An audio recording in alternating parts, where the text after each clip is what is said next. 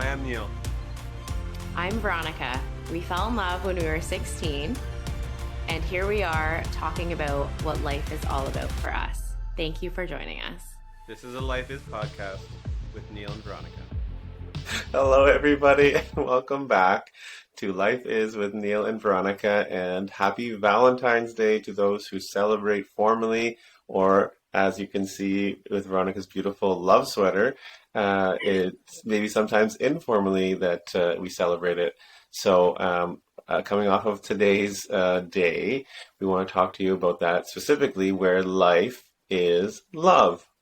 So we have a few things that we want to talk about today, some of them being maybe some history of our love story, whether it's from our past or our family. So I want to start off by, maybe just talking a little bit about, what Valentine's Day or how you sort of felt growing up, Veronica, because I know now that we have kids, we've sort of, I guess, brought back the tradition of having a formal celebration because it's very symbolic to them, having that exchange of little gifts and just, I guess, heightening the awareness of how loved they are, whether it's in friendship or family. So yeah, why don't you just share some maybe memories of Valentine's Day for you growing up? So growing up, I had some lovely memories about Valentine's Day, I feel like. And then maybe not so lovely memories.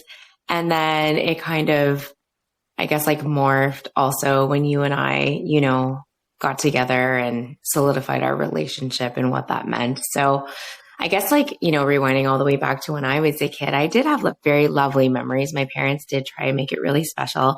I remember distinctly going out and grabbing my lunch one day. And there was this little bag, and this used to be when my mom could just walk into the school and kind of surprise me. And she hung a stuffed bear in my backpack with a cute little note. She always used to draw these happy faces with a mole on it. I don't know why, because growing up, I think, was it Cindy Crawford, CoverGirl? Anyways, there's this iconic beauty of a mole. So she always drew this happy face with a mole. But I remember she left a little love note, and that was really special. So I think it's about, you don't always have to wait for Valentine's Day to do, a surprise gesture or anything like that. But of course, for Valentine's Day, there's hearts plastered everywhere. Yes, am I now feeding into it by wearing this heart sweater today? For sure. And then there's also time periods where I think it can totally exacerbate sometimes that lack of a feeling of love, for sure. As an adolescent and a teenager, did I know what love was? No. But did I want to be loved, and did I want to be wanted? Absolutely. And, sometimes Valentine's Day can bring about, I think negative emotions too, where, it's okay, yeah. Well, definitely when you and I got together, we called it Commercial Heart Day. We did. We were it's Commercial Heart Day. And I think to the point, where our love was just super apparent, we didn't really hold back, and people probably rolled their eyes and got really irritated with us. And we are huge, sappy cheese balls. People who know me will 1000% not hold back and be Veronica's a giant cheese ball. I think I just also let's be real, I don't like jumping onto trends and bandwagons and things like that too. So I'm oh, okay, yeah, everyone's going to do hearts. What's the opposite? No, I'm kidding. Not that I would do the opposite of that, but we just don't wait. I think also the message a lot of times, in our podcast too, is you don't need to wait for a reason to express your feelings, whether that be love or anything else, or gratitude, or, whatever that is, to the people around you. In fact, we would probably encourage you. Neil, I know, has encouraged me quite often to say, don't hold back. Tell everyone how much you love them. It doesn't have to be a certain occasion. It doesn't have to be a certain reason. And maybe it will feel strange or weird or awkward at first, but I did, like, I sent a message today and I was like, I just love you. And I'm so happy that you're in my life, because truly, like, getting a message from that person, like, I just felt like so, like, filled up again. Like, I just really was so happy to hear from them. So anyways, all to say, a commercial heart day, and, all the hearts and everything else plastered everywhere, and boxes of chocolate and flowers. And I don't really like flowers that much. When Neil and I first got together, I'd be like, if you're ever going to get me flowers, like, one single one is fine. If you pick it from, like, a garden, that's even better. Or food. Is there such thing as, like, a food flower? Because I'll take that. But as you mentioned, now that we have kids, we do really like celebrating, and it is fun. And something that we do in our family that, like, for some reason has caught on is, like, themed napkins for everything.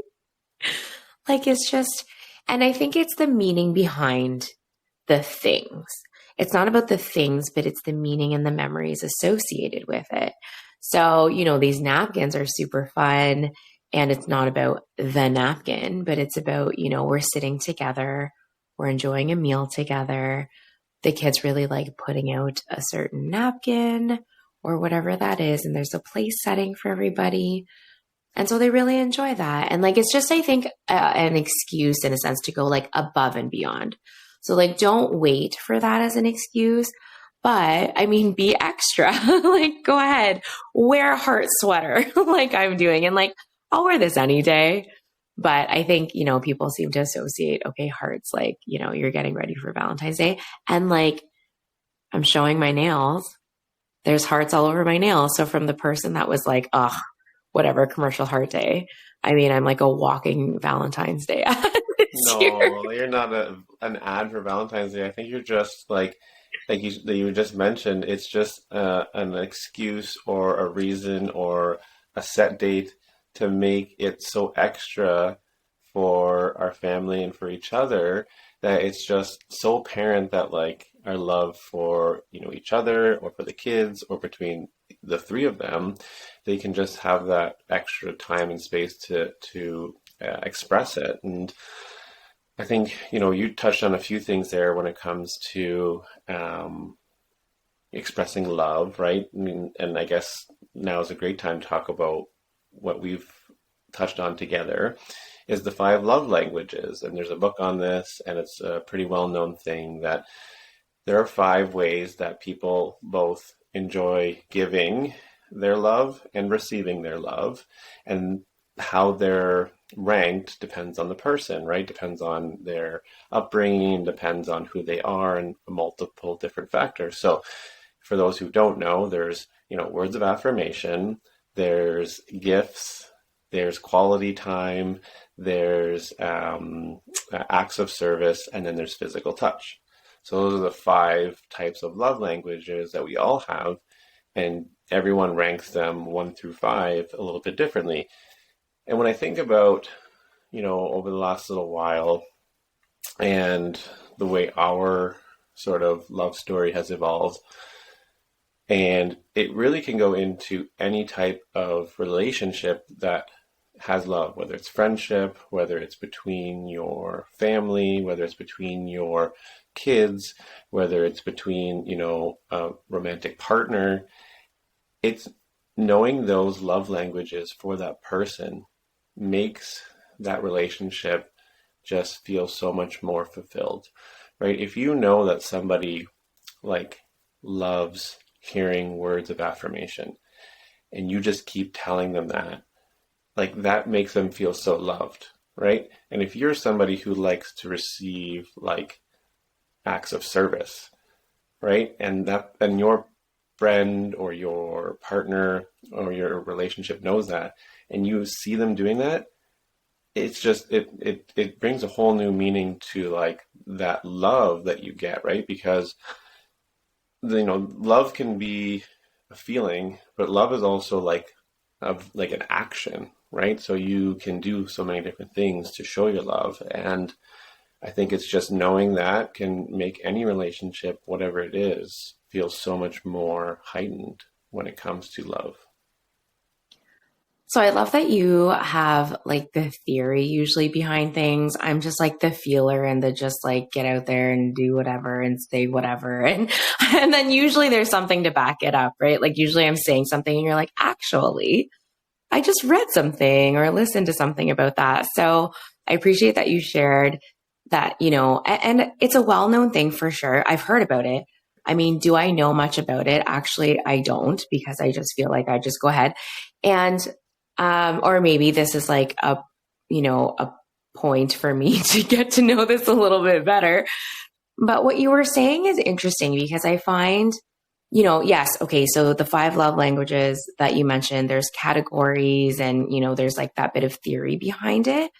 But what I'm really hearing in all of that is care and respect and knowing that other person. There's a lot that has to go into that, right? So I think like putting a spotlight on that in a sense of like, okay, so yeah, I mean, there's categories and like once you know, it makes things easier. It can enhance your relationship because ultimately you're respecting preferences and you're really, spending that time, which I think is a lovely thing in and of itself, to understand what is meaningful for somebody.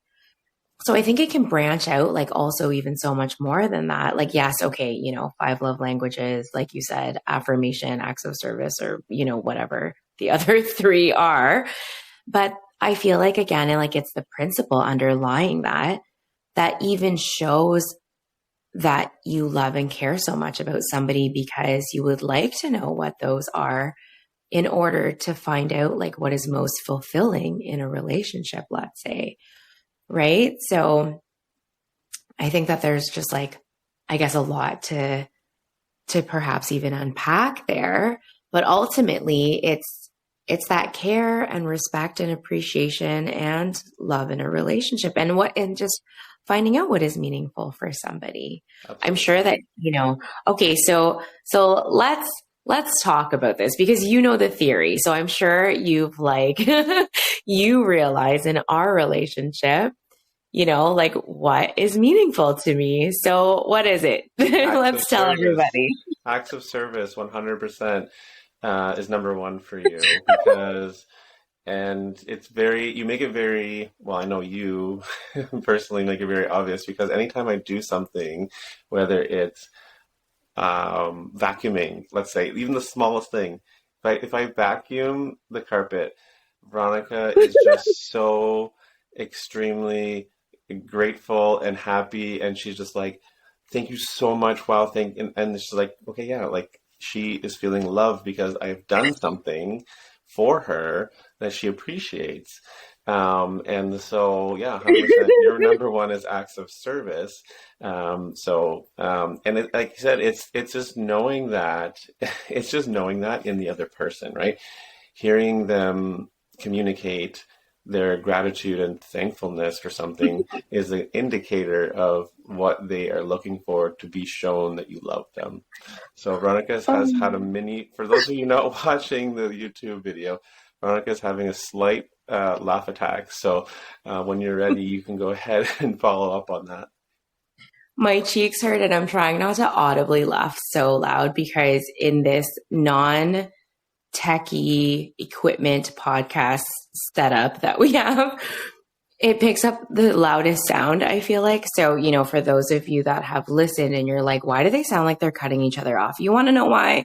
Because we don't have official equipment and our internet is not fabulous.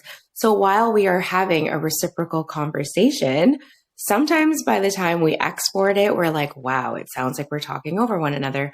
Well, we can't do anything about it. It's not perfect. We're still going to put it out there. So there's a little tidbit about that. But the reason why I'm laughing is because many of you will agree with me out there. Vacuum lines are sexy. Okay. I'm just going to go ahead and say that. Or maybe you don't agree with me. But honestly, like, yeah, if you're going to vacuum and like I go upstairs and I'm like, oh, there's vacuum lines. It's just, or sometimes we say like fresh sheet Sunday. Like it's like the best thing. And I appreciate that so much.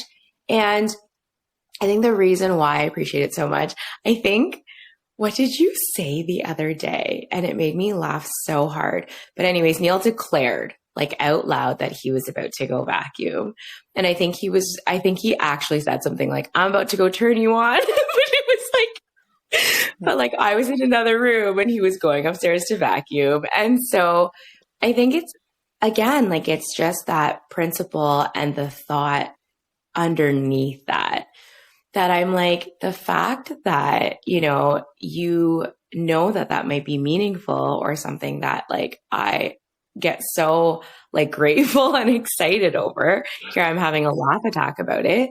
And the fact that you want to go ahead and do that, like that's meaningful.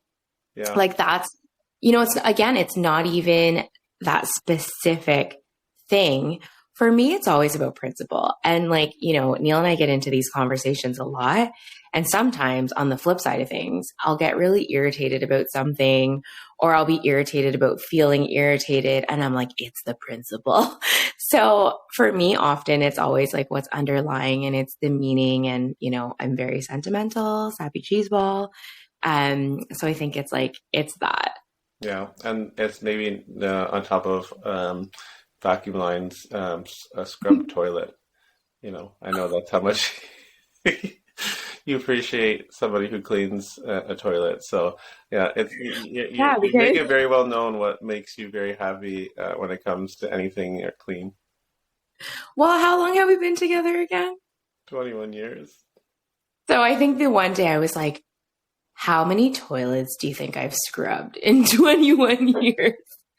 But here's the thing here, like, let's talk about love and let's talk about give and take and relationships. And a lot of people ask us, okay, what's the magic or whatever, right? And I think, again, you can't generalize and, what works for one relationship can't be copied and pasted or so easily, kind of applied to another relationship. Because as you mentioned, there's a lot of different factors. There's a lot of different love languages. There's a lot of different like give and take and what that looks like. I lost my train of thought. What was I just about to talk about? You're just talking about like what works for us, what makes us. Oh, us. Yes. Yeah. And like, we often say communication and respect and things. And we're not trying to make it seem like it's easy. Relationships take work. Of course they do. Any relationship takes work, friendships, anything, right? And it's not perfect all the time. I don't think that that's, again, like attainable. We talked about that during a podcast as well. But out of respect, if something is bugging me, Neil and I have this conversation pretty often though, because we do feel like one of the biggest foundation pieces is communication. Because like Neil's not a mind reader. I'm also not a mind reader. I mean, can I feel energy very often? Yes. But I think it's like if there's something that I really like or dislike, I'm going to try to communicate that to you. If I'm upset, I don't have a good poker face and I feel like actually like it's unfair to a certain extent and I will tell you. And I think it's like a whole, part of it is the communication, but part of it is the respect and the care, the reciprocity, the love that goes into it. Because, if you were to say something to me like, I don't know, I don't like when you leave the toothpaste cap off or something, like let's just, I don't know, super random example. But I would be like, okay, then I will make a concerted effort to put that cap back on for you, even though it might not seem like a big deal to me because it means something to you. So I think that's like a big component of it. Yeah. I guess like, we talked about, okay, don't go to bed angry, but I don't think I've ever said something in terms of, if you say like, what's wrong? If I can't talk about it, I'll just say like, I need some time. But I've never said whatever or like nothing, because I don't feel like that's fair to you in a sense then, right? You can obviously sense something is wrong. So I'm going to tell you. And I think like from that, we've grown so much over the past 21 years. So I don't know if you have anything to say about that, but then I was thinking about like our love story a little bit too. Yeah, well, I mean, the other thing that I would just say about like our love and what sort of makes us us, and any advice I guess is we don't try and make our relationship something that it's not. And you said like, and I'll just speak to that. Is like you said something to me the other day about like, oh, like I really wish that, I don't remember the specific example, but you're like, I wish I could do this or that. I'm like, but that's not who we are. Like just because other relationships or other, like let's say moms or whatever are doing something, right? Like that doesn't work for our relationship and our family. And we do things what we want to do that we can work around, right? And so if other relationships are doing something that doesn't work for you, like just find what you know that you can work with in a sense, and really just go from there, and not try and again compare, not try and copy, but just know that the basis of it again is respect between each other and for each other, to make sure that your situation, whatever it is working for you. So yeah. Okay, you have a love story that you want to talk about? I was just going to share details about like our little love story, I guess. I think we talked about it a little bit before, but I guess just in the spirit of Valentine's Day and all of that, I think people are like wondering, how did you guys get together? Like, what is your love Do you story? want to? Do you want to? Do you want me to tell them the story about how I made you guess? Yeah. Okay. So, for those of you who listened to the episode where we talked about our beginning of our love story, yeah, Veronica and I met in high school. It was in chemistry class. We had met the summer heading into grade 11. And so those of you who have had the extreme pleasure of meeting Veronica know that her energy is, again, just extremely welcoming, warm, and just like full of love. And it even comes across in a virtual capacity too. So I felt that immediately. And you all heard the story about the candy. So it really started to evolve that year, and we began to have group projects where after the group left, I would stay for many hours, not involving schoolwork, and we would just hang out and really just get to know each other. And that's where, the story of her mom and me invading their personal space really evolved. Coming into, it was the November time frame, I would say, where, when you're in high school, you have your semi-formal, at least we did, in the December time frame.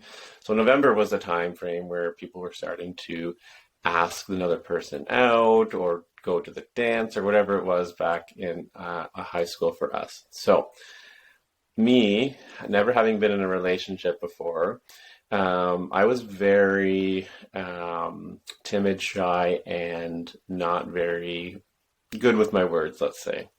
And Veronica kind of, I think, in the back of her mind knew, but she wanted me to say who I was interested in taking to the dance.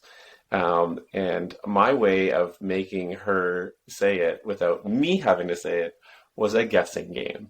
Okay, so I tried to force her to say herself, but who's going to say themselves in a game? Nobody. Okay, because you don't want to be let down, especially when you're 16 years old. So yeah, that's how I did that's how I tried to ask her to go to a dance, was to make her guess her own name. Don't do that. That's not a good way to do it for anybody who's listening. Yeah, so that was sort of how it all began. So then, yeah, I asked her to the dance, and my whole plan was in the back of my mind to formally ask her to be my girlfriend at the dance, which took me all night again because I was so uncomfortable, awkward, and shy. I waited till the last possible moment of the night to do it because that's just, how it goes when you're 16 years old and you don't know what to do. So yeah, that's really where it all started. And I think you know what, I'm 100% glad that it happened that way because it makes for funny stories 21 years later on a podcast. But yeah, in the moment, I'm sure Veronica was very frustrated and like confused as to why this boy would not just say her damn name and ask her to semi-formal. It was so cute thinking back about it. But you're right, because I think I just came to the realization actually. So like we were watching actually Wedding Singer. So it's one of those movies that kind of throw us back. Like we always talk about how there's memories associated with like sometimes like scents or, food or music. And so in, Neil's overstayed welcome in a sense, I loved every time we spent time together though. Me We spent a too. lot Me too. of Trust time me. Yeah. I together. could spend 24/7 with you, and I have since we were 16. But I just know it wasn't your mom's favorite thing. Yeah, because anyways. So we were sitting watching Wedding Singer and it was getting kind of late and we were talking about I think we had talked about it earlier too. And that was when like everybody was around for the group project. And I think you were the only guy in our group project. And anyways, somehow we let it go, which is funny because, I can't see that happening. But anyways, the group let it go. They all left. Neil stayed. We watched Wedding Singer. That was on cable, right? We didn't have a choice as to what to watch. It was just on. Okay, no choices, which, okay, squirrely story. But if Eileen ever listens to this, we were away at a cheer competition and the girls really wanted to watch a movie. And when you're in a hotel, you're either paying $25 for like to rent a movie. We're trying to stream it. I'm trying to explain to them when we were younger, we just watched whatever the TV told us to watch. We turned it on. The most choice that you had was the channel, but it told you what to watch. You were watching commercials and all sorts of stuff. Anyways, so we're watching Wedding Singer. And yeah, like we got on the topic again because obviously I was super curious. And deep down, I was like, could it actually be me? So we have this guessing game and I'm guessing like these girls' names. I'm sure I have this written down in like a diary with a lock somewhere if it ever made it like throughout the moves. I totally documented this. And then Neil would be like, no. And then I'd say another girl's name and he's like, no. And then I think by the time I got to like the fourth girl's name, I was like, oh my gosh, maybe it's me. And then I was like, and you know what I said? Actually, instead of guessing myself, I think I did totally turn like a mood corner. And I was like, I don't want to play this game anymore. 100%. You got upset. I'm like, I don't know how to fix this. Oh gosh, I screwed it up. Anyways, yeah, no, yeah, yeah, don't take that advice. Don't play the guessing game if you want to ask somebody out. Um, No, but that was the first step. And I think that also, like, okay, I know we don't always have to like bring up life lessons for every situation, but I'm so glad that you had the courage to even attempt to do that. Because what if you didn't, though? I mean, who knows? Maybe you would be with girl 1, 2, 3, or 4 then. But I think it's like, I don't know. I just think about all those things and it's so fun to reminisce. And yes, okay, so we finally go to semi-formal and, it like, there's all these things about when you're in high school, like making it official and asking and everything. And then, we were going to semi-formal together. You had already asked me and I was kind of like, I don't know, like, is this ever going to become something official? And for the record, it did become official. And he asked me during a Backstreet Boys slow dance song near the end of the dance. Actually, I think it was the very last one. And I was like, is it going to happen? Like, time's ticking. Oh, bless you. Well, and then to tie it all in together, the Backstreet Boys just had their tour this summer, and us not keeping up with the music scene, we didn't realize until they were in our city that they were playing concerts again. And you're like it's too late to get them, thinking that, Backstreet Boys sell out concerts like old school styles. And so they happened to be playing in a city 2 hours away from us 2 nights later. You're like, okay, I got to take our oldest to the concert. Like, this has to happen because like it is nostalgic, and this is going to be her first concert, just like Backstreet Boys was your first concert. So you made it happen, and then the song obviously comes on. They play it live in the concert, and you told her like the story a little bit, but as much as an 8-year-old can understand. And so that was pretty, cool from our perspective for that to make it full circle 21 years later at a concert. Yeah, that was definitely an amazing moment. So there you have it, a little bit of Neil and I's story of how we when we were 16 to the Backstreet Boys and Guessing Games and Wedding Singer. But I just, when we talk about life is love, and like you said, love can mean different things. It can be shown in different ways, and it can also ebb and flow. And I think, when you were talking about even like our relationship and what that looks like, for us, it's also stepping into different things at different times, because depending on what the situation is and what that looks like. And it is very like give and take, and it takes work. And ultimately, though, with the whole aspect of life is love, like you don't need to wait for a certain day or someone to, tell you, like, go express it or whatever that is. Oh, you have a sneeze attack, aren't you? Oh, poor you. But it's true. Like, I think, with today being Valentine's Day, it was just very, the stars aligned, let's say, for us to be able to talk about this, that an episode released on Valentine's Day. And we do, I guess, formally in a way celebrate it. But again, we make very conscious efforts to share our love between each other, between our kids, and between our friends and community, and with everyone here, just how much we truly appreciate the feedback. Because I know there was, and you posted this on our Instagram, somebody who reached out to you just to let you know sort of what one episode impact made on them, and that just made us feel loved for doing this. So things like that, right? Like, if you're feeling something, or something, moved you to feel a certain way, the best thing I think just to know is just tell that person, because it could just absolutely make them feel loved and appreciated and grateful for whatever they did.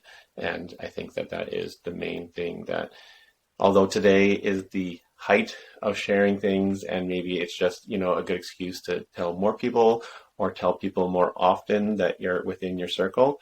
But make sure we continue it on 364 other days of the year, because it just means so much to every person, no matter how big or how small it is. So thank you, everybody, for allowing us to tell some stories today about our love. And I hope that you had a fantastic Valentine's Day and you received love. And we look forward to speaking with you again later this week, and more episodes about Life Is with us. And we can't thank you enough for your support. Have a great day, everybody.